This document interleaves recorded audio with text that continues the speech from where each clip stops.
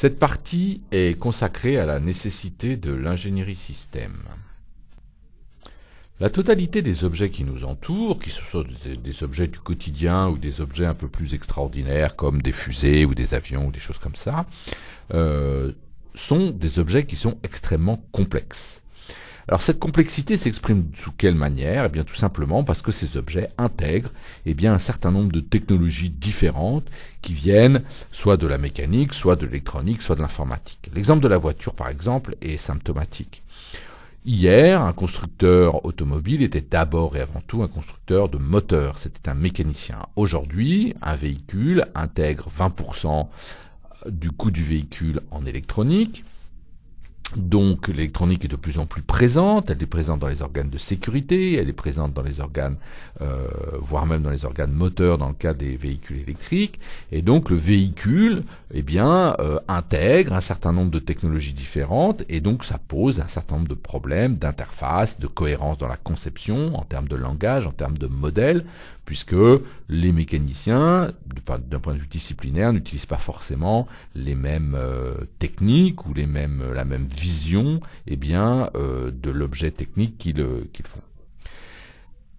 Un autre exemple est le téléphone portable qui intègre un appareil photo, des fonctions différentes d'aide à la vie et puis éventuellement aussi un téléphone. Donc ces objets sont complexes et nécessitent l'intégration de plusieurs technologies différentes. Le deuxième aspect qui est fondamental dans les objets qui nous entourent est la contrainte. Les objets, aujourd'hui, sont des objets contraints. La première contrainte que l'on peut imaginer, c'est les contraintes économiques. En effet, un objet doit être relativement rentable, c'est-à-dire que sa valeur, c'est-à-dire le prix d'achat de cet objet, doit être largement supérieur au coût de fabrication. La deuxième contrainte que l'on peut mettre en évidence, c'est le fait que les objets sont des objets qui doivent répondre à un besoin, à des exigences. Un objet qui ne répond pas à un besoin est un non-sens économique et donc n'a pas de durée de vie sur le marché. Donc la notion d'exigence est au cœur de la contrainte des objets modernes.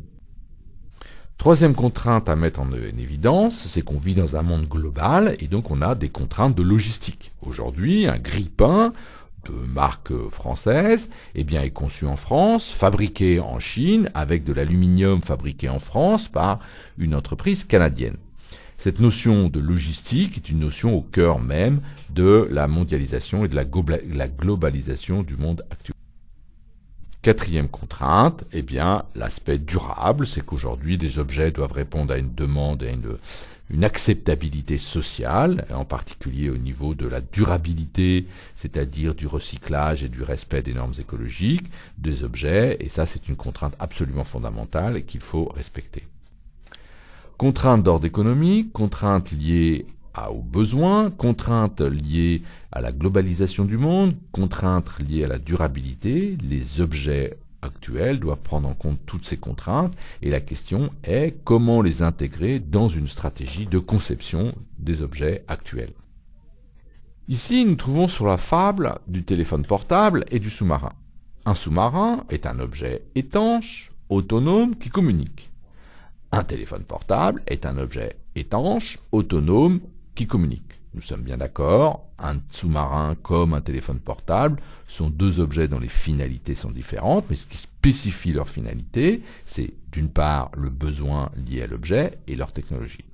Mais à travers ça, on peut décrire les deux objets par les mêmes mots, c'est-à-dire qu'on peut les concevoir de manière identique alors que ce sont deux objets complètement différents. Cette idée-là, est à la base même de l'ingénierie système, c'est-à-dire de l'existence de méthodes de conception qui intègrent les contraintes dont on a parlé précédemment et la complexité pour arriver à un objet qui correspond exactement au besoin initial.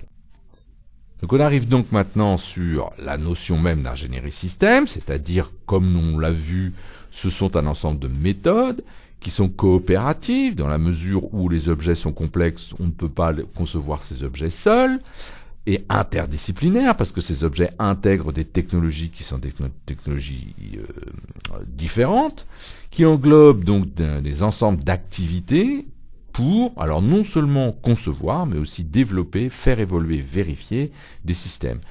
Aujourd'hui, si on prend par exemple l'exemple des centrales nucléaires, la conception des centrales nucléaires donne lieu à des systèmes de type EPR, mais il n'empêche que la maintenance des centrales nucléaires actuelles conduit à faire évoluer ces centrales pour augmenter leur durée de vie. Donc tout ça, c'est pour faire concevoir, développer, faire évoluer, vérifier un ensemble de produits, de processus et de compétences, parce que l'ingénierie système ne s'adresse pas uniquement qu'à des objets techniques, mais aussi à des processus de conception, par exemple, donc qui sont des produits et des compétences humaines qui apportent des solutions économiques et performantes, c'est ce qu'on a parlé en termes de contraintes, aux besoins des parties prenantes et acceptables par tous, et là ça intègre la notion de développement durable.